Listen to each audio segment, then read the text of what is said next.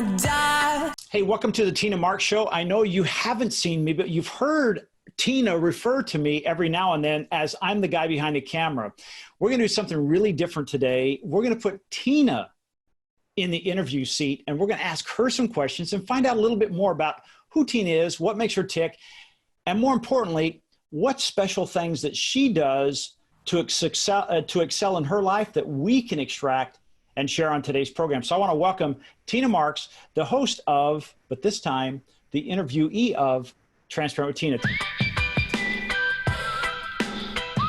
Tina, welcome. Well, thank you. My God, that's better than I've ever done. You can open up the show any day. You know, Tina, before we get started, you know, there's a lot of people maybe watching this for the first time and they don't know who Tina Marx is. And if you just take a moment and just kind of share with the people that are watching, like, you know, who is Tina Marx, maybe from a personal standpoint?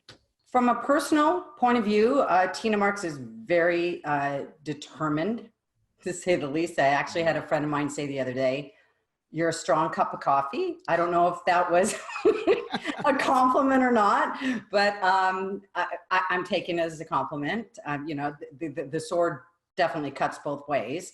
So like I said, I'm determined.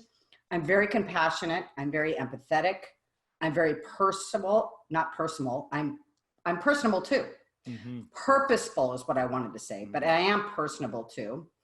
And I'm very passionate about making a difference and using my experiences and my knowledge to help people along. I realized at a very young age that was my purpose, was to help other people. But way back when, the only profession back then was psychology, and that didn't really ring true. And then life coaching came along, and that really piqued my interest. So I started leaning towards that. And I just, like I said, I just really feel like my purpose here is to make a difference and help other people. You know, you're a single mom who raised a very, very nice young man for a son. And, you know, it wasn't always easy, was it? It wasn't easy. I was anxious for most of his life. I'll be really, really honest. I remember when he was a baby, I was like, how am I going to keep this alive? I don't know if you ever seen the movie Terms of Endearment. When with Shirley MacLaine, you know, goes, Deborah Winger is the baby, right? And she leans over the crib to make sure she's breathing. And Deborah Winger, who's the baby, starts crying. She's like, oh, good, you're still breathing. that was kind of me. And so thank you very much for saying that about my son. I'm so proud of him. He is the love of my life. And, you know, I was not that woman that always wanted children, but God, as we know, plays a part. And, you know, I know friends of mine that have wanted 5 children and couldn't conceive. So he's truly a blessing. I've learned so much from him. Thank you so much for all the nice compliments. They're just kind of running through my head right now. You know, that's a very important point because I've been talking to a couple clients about that. I mean, on a weekly basis, I would say, do you, at the end of the day, say to yourself, oh, I did a kick-ass job today. I mean, I really did a lot today, right? And they're like, no. And I'm like, well, this is how we get into that slippery slope of just going, I just want to give up, because it's none of it's doing any good anyway, right? If we don't take inventory, good and bad, at the end of the day, your life just can kind of go off into the ditch. And I have always been that person that once I accomplish something, it's like, I don't give myself that pat on the back. I'm immediately on to something else. And I think that came from when growing up and having a father that nothing was ever good enough. And I write about that in my first book. And that's when I felt allowed myself to become transparent to a certain degree. You know, I mean, I let you in as much as I wanted to let you in. But when I made the decision to do this show, I was like, I'm going to really let you in. I mean, I'm all in. I mean, I'm going to let you in on stuff that I'm going to get haters. I'm going to get judgment. I'm going to get whatever it is. But, you know, I have found that it's so cathartic and it's so healing and it's so freeing for me. So, like I said, my whole intention for doing it is to help other people. So that's what gives me the courage to actually do that and speak my truth. Because, you know, in the end, you know, we all make mistakes, but doesn't mean we're not good people. It doesn't define us. As a mom who, let's face it, a single parent and really no safety net, you know, you had your back against the wall all the time. And then to have a son there, what's the thing that you could share if you look back and say, gosh, okay, I'm thinking about it differently now, that are nuggets that you could share with people that are kind of in that situation, especially right now? You know, we got the coronavirus going on. We're all kind of isolated. We're in our houses. Yeah. What can you share with us on that, Tina? I'm going to take it one step further. Being a single mom, I also have never been able to co-parent with my son's father. In the early years, I'm very sensitive. I'm very emotional. I have a very strong sense of justice. So I'd be like, if he did something, I'd be, this is not fair. And I would like dog with a bone for a week or two or a month. And it just, my whole world would stop. It affected my health. I really believe that's one of the reasons that I had cancer, because I was going through so much stress. And what I realized is that instead of pointing the blame, let's say at him or my external circumstances, I said, where's my lesson here? Okay. He's not going to change. I've got to change. So unless I want to experience this over and over and over again, I've got to come to a place from a loving place and say, this is not going to affect me. I would share for people that are experiencing the same thing is going, where's my lesson?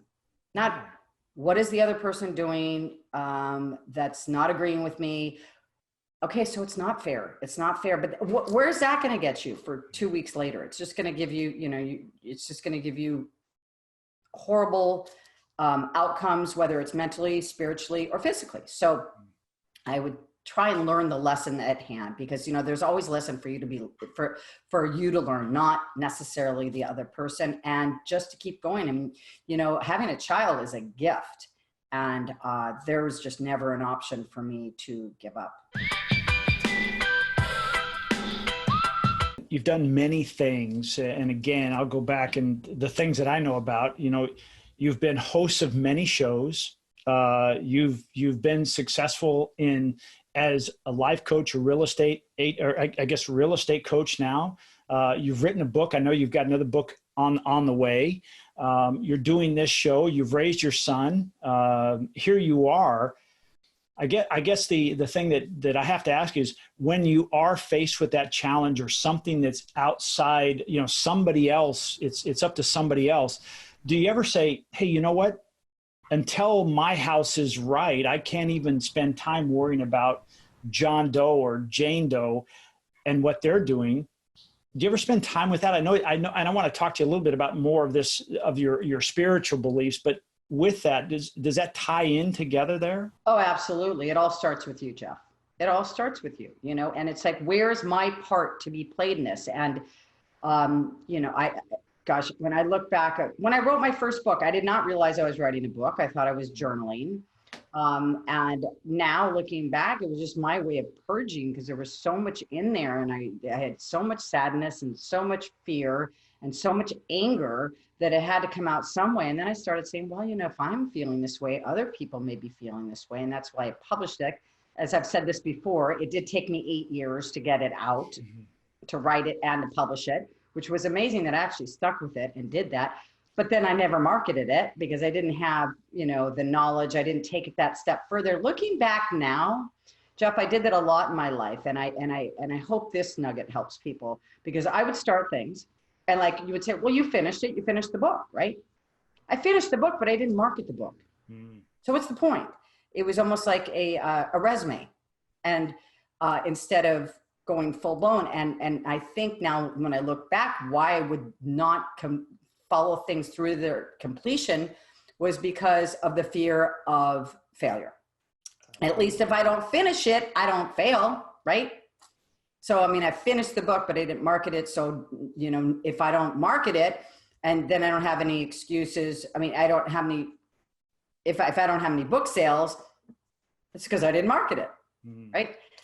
So I'm not coming from that point of view.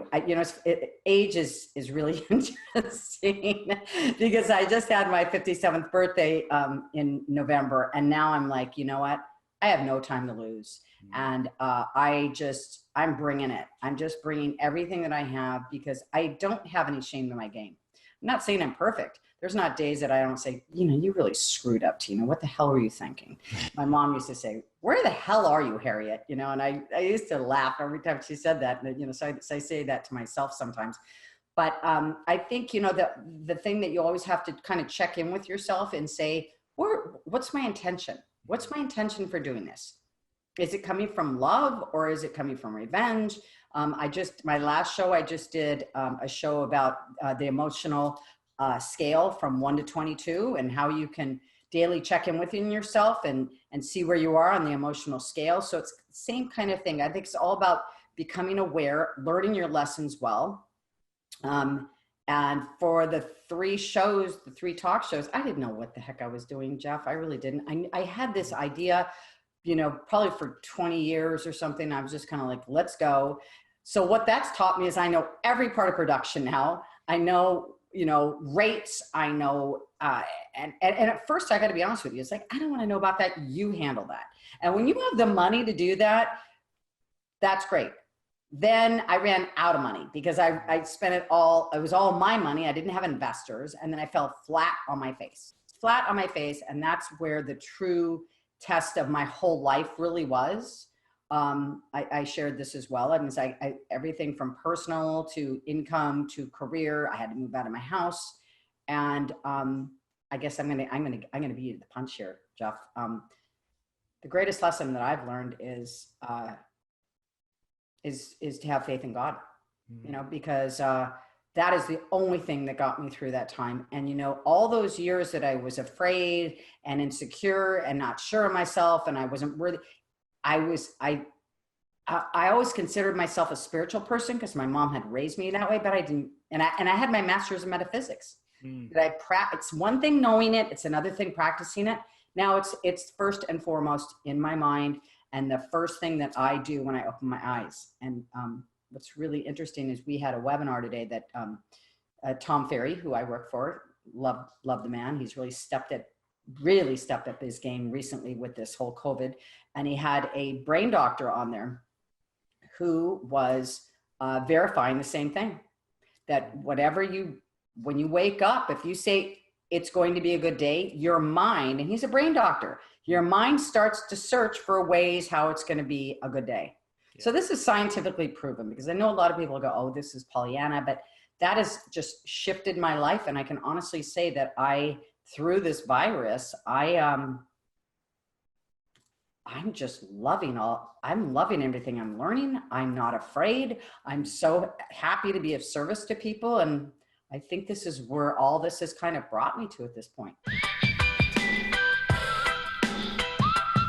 If you had to go back and talk to the 25-year-old Tina, what advice would you give her? I would say, you know what, that for so long in my life, I was like, why did I have a father like that didn't love me and nothing was ever good enough? I would say to her, look, at all of our experiences are designed completely and uniquely for us. I don't believe there's any accidents at all. I think that the universe, God, whatever you want to call it, some people are uncomfortable. I was talking to my brother the other day and he's like, I'm not comfortable with the word God. Honestly, I'm not either. I usually say universe, but whatever it is, divine intelligent is so accurate, okay, that there's nothing by chance. I don't believe. And if I looked at that, and when I finally did, which was 20 years later, and said, you know what, if I didn't have the father that I had, I probably wouldn't even be in this profession. I probably would not have picked a profession to help other people. Uncomfortableness is part of the journey. What's going on right now with Tina, and what's in the future? What's on the horizon for Tina? Well, of course, my coaching with Tom Ferry, which I love. I love my clients. That's my full-time gig. And going forward, I love this show. I want to impart as much information as possible. I see speaking engagements in my future. And you've transcribed this show into a podcast. So people that don't like to listen to or have to watch video, I love it, because when I'm out hiking or whatever, I'm not attached to a computer doing housework or whatever. So that's what that's me going forward right now, and maybe a new book. You know, the whole idea, to me, it seems like, you know, you've written the book, you've lived that life, you're helping people with what you do on a daily basis. And it seems like a natural transition now to become a very well-known speaker who speaks on topics that are real, not fluff, but real. I want to do what I call a speed round. And I'm going to ask you a word, and in 1 or 2 sentences, kind of give me an idea of what this means to you. The first word is impossible. Possible. Risk. Absolutely imperative to move forward. Resistance. Let it go. It will only drag you down. Pain. Inevitable. Before we let you go, tell us a little bit about, hey, first of all, your show, you've referred to it a couple times. When is it?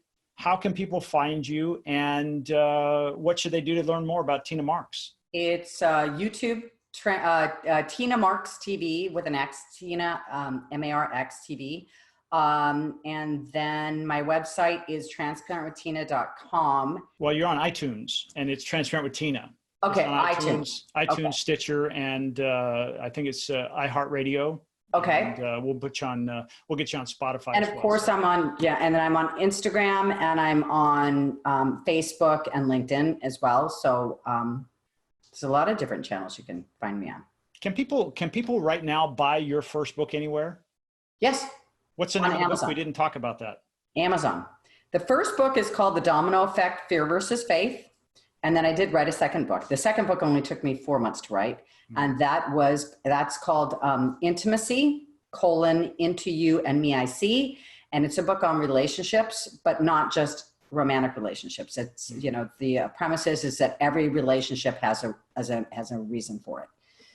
So I really love that book too. So yeah, they're both on Amazon. Tina, thanks you again so much for being here. And make sure you reach out to Tina. Follow her again on YouTube at tinamarxtv.com. You can follow her on Instagram and also on Facebook, Transparent with Tina. And we look forward to seeing you again next time on Transparent with Tina. Yeah, I just want to get out there with my message and help as many people as I possibly can.